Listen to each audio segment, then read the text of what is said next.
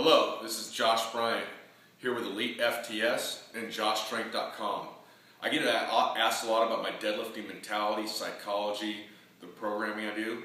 So I'm going to talk a little bit about it and 5 mentors who were very influential in my deadlift philosophy. The first one was named Steve Hall.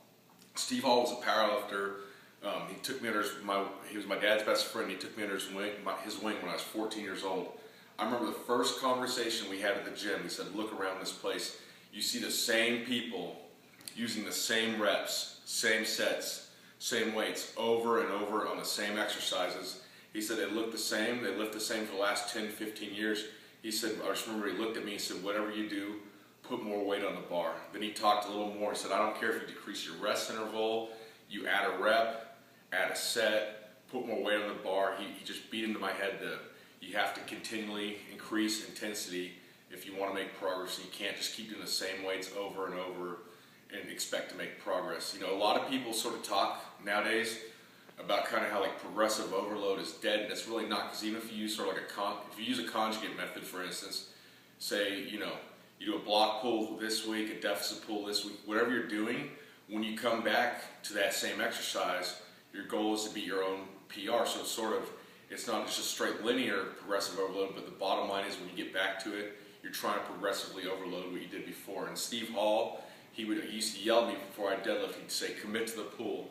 He would just beat in my head. He said, I don't care if your back breaks, you do not let go of that bar, and you need to commit to that pull. And Steve taught me the mentality of committing to the pull and always making sure you increase intensity. Next mentor I had was Ed Coan. I never actually had the pleasure of training with Ed in person, but I talked to him on and off since I was in high school. And Ed was very systematic in how he approached everything. You know, so he really taught me, you know, the committing to the pull, being aggressive, all that's great, but you have to have a plan. And Ed helped me set up a plan, and I'd talk with him and tell him what I was going to do, and he'd kind of check over what I was doing. He's very influential and really made me into a planner. The next person I had the pleasure of actually training with for a number of years was George Brink. George was the first person over 50 years old to ever pull 800. And George was not just a gym lifter. He taught the mentality of how to compete. Prior to pulling 804, George's best deadlift ever in the gym was 705. He went to a meet and pulled 100 pounds more, and it wasn't because he dogged it in training. I mean, he trained very hard. And what I learned from George was he had done, you know, at that age, he was still doing like old school finished deadlift routines with a ton of volume. So I learned from George a lot about volume, hard work, and then also from George the importance of deficit pulls. George was big time into deficit pulls, and even though like his starting strength wasn't his strong point, he really brought it up with a lot of deficit pulls, and that's what I gained from him. He had no excuses type attitude.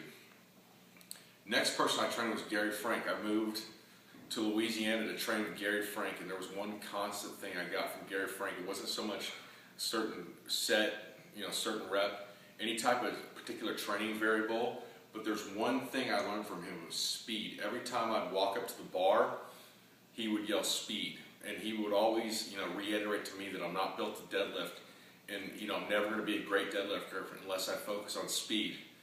And I remember one day we were talking when I first got there, about like a lot of powerlifters kind of warned against me when I'd start deadlift rolling the bar, because that was kind of an unconventional way to do it. But he rolled the bar, and he says, you get more speed when you roll the bar. I'm like, yeah. And he's like, well, why are you listening to them? He's like, they ain't deadlifting 900, brah. And he was. So I listened. He kind of taught me, to do, make sure it works for me. And, picking up that speed was huge from him. Last person I had the pleasure of training was Paul Leonard. Paul was very systematic in what he did, like Ed Coan. And more importantly, Paul, kind of reiterated the point of deloading, because sometimes I'd be going so hard, so long, and kind of run into a rut. And then Paul, he had some success with deloading. He kind of talked to me about it, and that was very helpful in my own lifting career and the program of others.